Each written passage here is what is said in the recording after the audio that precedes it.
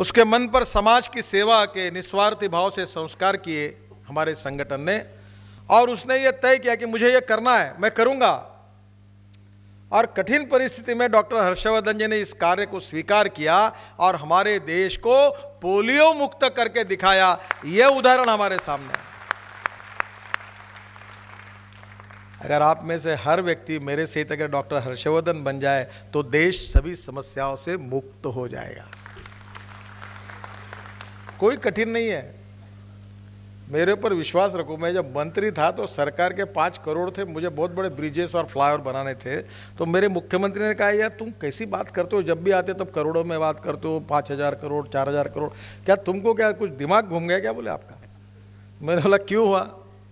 बोले कहाँ से पैसे आएंगे, क्या खड़ा करेगा, तू कुछ भी बोलते रहता है। नितिन बड़े अच्छे प्रेम करते थे मेरे ऊपर, मनोहर जोशी, और तू बात करता है ये 8,000 करोड़ 5,000 करोड़ 3,000 करोड़ लाऊंगा, ऐसा करूंगा। यार तू, मैं बोले कोई समझ में नहीं आता तेरा।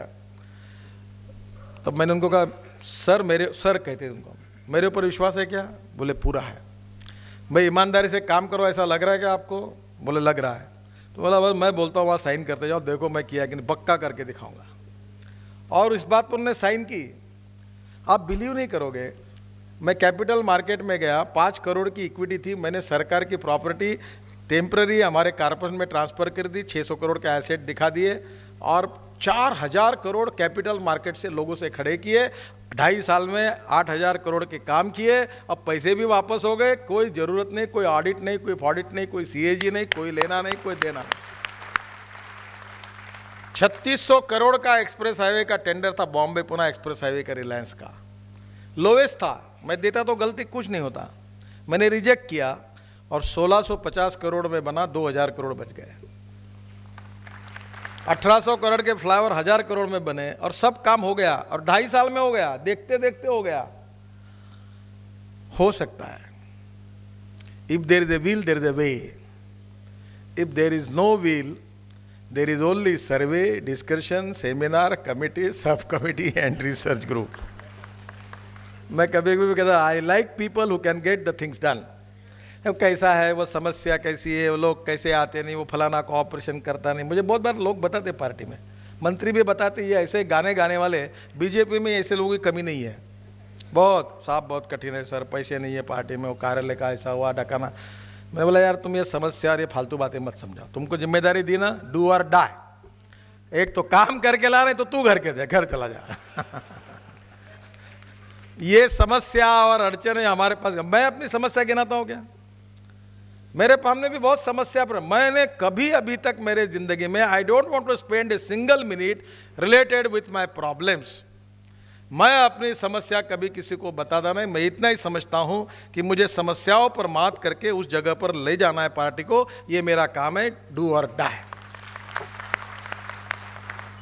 We want success. I like people who can get the things done. होना चाहिए, ऐसे कैसे नहीं होता। इसके लिए 4 बातें जरूरत है। Positive approach, confidence. देखो, अहंकार और आत्मविश्वास 2 शब्दों में अंतर है। आत्मविश्वास होना चाहिए, अहंकार नहीं होना चाहिए। पॉजिटिव अप्रोच, आत्मविश्वास, सिद्धांत, संगठन, देश, समाज के साथ कटिबद्धता कि मैं इसके लिए काम कर रहा हूं। Development oriented approach, team spirit, सबने मिलकर काम करने की कला हमको हस्तगत करनी होगी। आप मेडिकल के विद्यार्थी हो, पर मैथमेटिक्स का एक सिद्धांत है, बहुत बार मैं याद रखता हूं कि ए नाम के व्यक्ति ने ए स्क्वायर काम किया और बी नाम के व्यक्ति ने बी स्क्वायर काम किया, तो total work is a square plus b square. But when a and b साथ मिलकर जब काम करते, ए प्लस बी ब्रैकेट में स्क्वायर, उसका जवाब आता है a square plus b square plus twice a b. Twice a b is a result of collective team spirit. मैंने बोला कंजूसी केवल पैसे की नहीं होती, पर एक आधे बार अगर अनिल जी ने अच्छी बात कही तो क्या बिगड़ता है? अनिल जी आप अच्छा बोले, आपने अच्छा भाषण किया, बहुत अच्छी बात है। कभी आप याद करो, आप किसी की तारीफ करते हो? ये होता है कभी कभी कि किसी की तारीफ करने के लिए भी दिल लगता है। किसी के दुख और दर्द में शरीक होना बड़ा आसान है, पर किसी के सक्सेस में, यश में शामिल होना बहुत कठिन है। नहीं, इसकी तो प्रैक्टिस ही नहीं चलती, ये तो ऐसे ही काम करता है। वो तो फिजिक कौन से सैंपल आपने दवाई वही तो बेच देता है, कभी कभी फाड़ देता है, कागज ऊपर से देता है। आप में से एक भी ऐसा डॉक्टर नहीं है।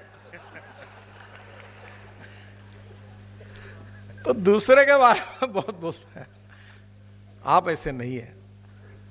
और इसलिए मुझे लगता है कि हम सब लोग मिलकर संगठन का विस्तार करें, राजनीतिक विस्तार करें। आखिर में 2 बातें कहकर अपना भाषण समाप्त करूंगा कि जहां ये बने हैं, हमारे स्वास्थ्य मंत्री मित्तल जी है, चौबे जी है, मुझे पता नहीं है, पर आपका एक एक मिनट जा रहा है, लोग आपको पूछने वाले कि आप 5 साल में आपने क्या काम किया। सब कुछ वापस आएगा, पर गया हुआ समय कभी वापस नहीं आएगा। यानी ये दोनों अच्छे मंत्री हैं, इनके बारे में मैं नहीं कह रहा हूं। मैं उदाहरण दे रहा हूं। नहीं तो कहेंगे क्या करे, हमारे मुख्यमंत्री नहीं सुनता, क्या करे हमारा सेक्रेटरी नहीं सुनता, क्या करे तो हमको पार्टी सहयोग नहीं करती। अरे भाई, सहयोग नहीं क्या करती, आपको बनाया ना, आप करो। माँ बाप ने शादी कर दी, बाकी काम तुम्हारा है।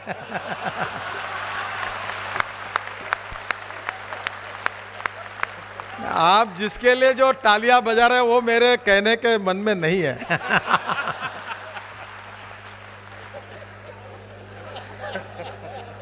मेरा कहना इतना ही है कि हमने आपको पानी में फेंक दिया, आप तैरना सीखो, नहीं सीखोगे तो डूब के मरोगे, क्या करें।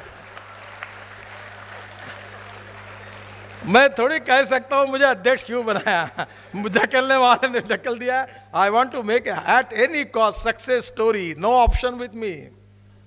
पार्टी को मुझे ठीक जगह ले ही जाना है, पीछे हटने कोई मार्ग ही नहीं है। मैं चाहता हूं या मैं नहीं चाहता हूं, मेरा क्या चॉइस है, नहीं चॉइस है, क्या कुछ नहीं रहता।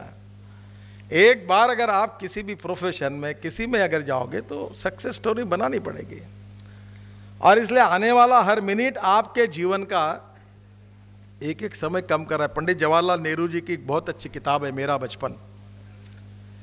बहुत अच्छे फिलोसोफर थे पंडित जी, और वो उनकी आत्मचरित्र पढ़ने लायक है।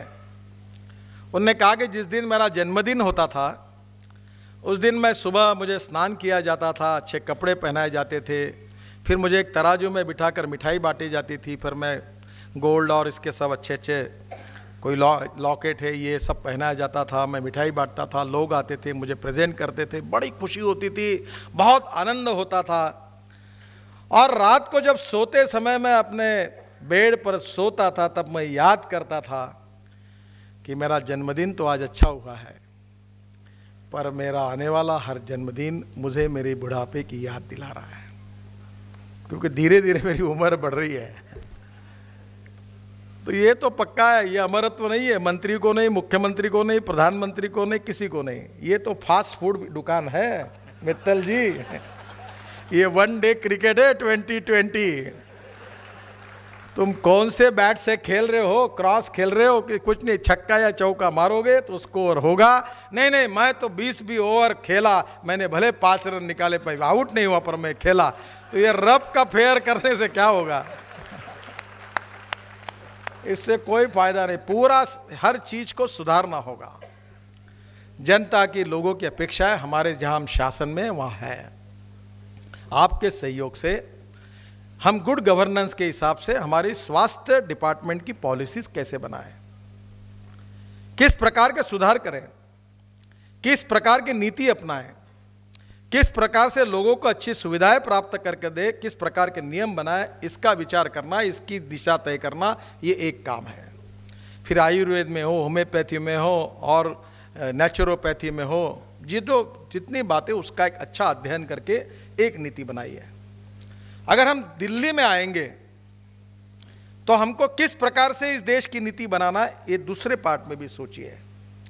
केंद्र स्तर पर, राज्य स्तर पर, जिला स्तर पर, तालुका स्तर पर कैसे हॉस्पिटल्स हम बनाना चाहते हैं। फिर इसके लिए जो मैन पावर लगेंगे, हमको डॉक्टर्स लगेंगे, कंपाउंडर्स लगेंगे, कितना बड़ा पोटेंशियल है। मैं आपको तो इतना पोटेंशियल है इसमें कि ये शिक्षा, ये स्वास्थ्य के क्षेत्र को ठीक प्रकार से हमने किया तो लाखों युवाओं को रोजगार मिल सकता है। आज देश की आवश्यकता है। मैं गांव में जाता हूं, हमारे एक नक्सलाइट बेल्ट में गढ़चिरौली डिस्ट्रिक्ट में हम लोग एक ट्रस्ट में काम करते हैं, 400 एकल विद्यालय चलाते हैं। बहुत दुर्भाग्यपूर्ण स्थिति है शिक्षा स्कूल की और दवाखानों की। अगर स्कूल की बिल्डिंग है तो टीचर नहीं, टीचर है तो बिल्डिंग नहीं, दोनों है तो विद्यार्थी नहीं, तीनों है तो पढ़ाई नहीं। और हॉस्पिटल की हालत ऐसी है कि डॉक्टर है तो नर्स नहीं, नर्स है तो डॉक्टर नहीं, दोनों है तो दवाई नहीं, तीनों है तो कौन मरने के लिए जाए ऐसे डॉक्टर। जानवर भी नहीं जा सकते। क्या इसको हम सुधारेंगे? नहीं। बिहार उत्तर प्रदेश में हर गांव के गरीब तक अच्छे अस्पताल नहीं जाएंगे, गरीबों को सेवाएं नहीं मिलेगी, गरीब दवा के बिना मरते रहेगा, तो फिर लोग कहेंगे कि ना उनके जाने में फायदा है ना आपके आने में फायदा है। अगर हम परिवर्तन नहीं करके दिखाएंगे तो लोग हमसे विश्वास नहीं रखेंगे।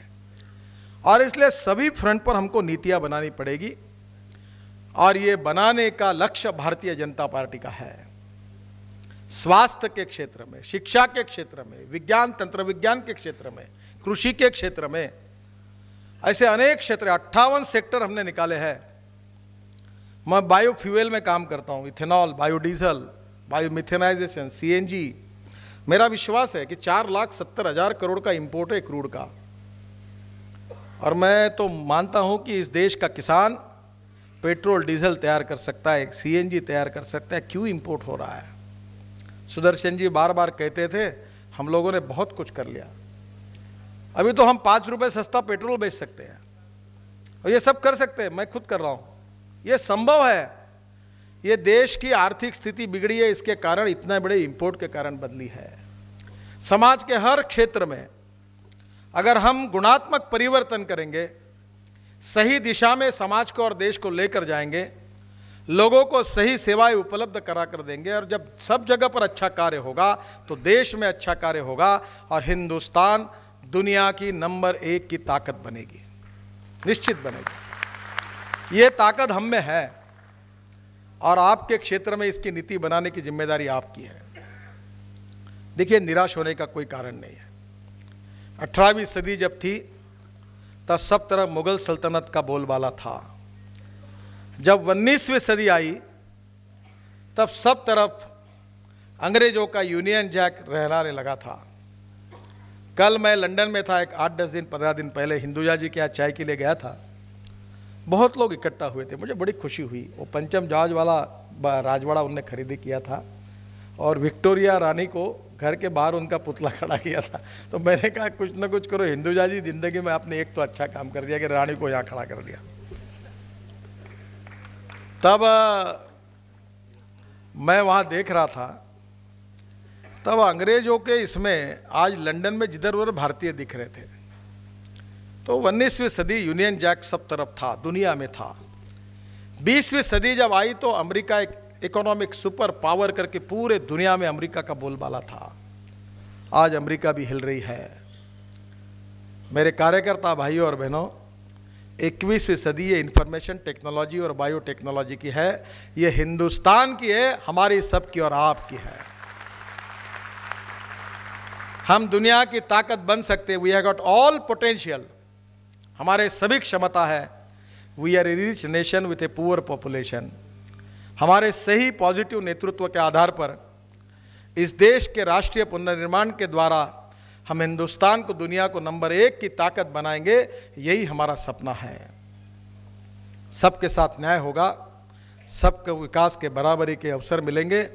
जात पंथ धर्म भाषा से मुक्त हिंदुस्तान होगा, भय भूख आतंक से मुक्त होगा, सुखी समृद्ध संपन्न शक्तिशाली हिंदुस्तान। यही राष्ट्रवाद के विचारों की प्रेरणा लेकर हमारा सपना है।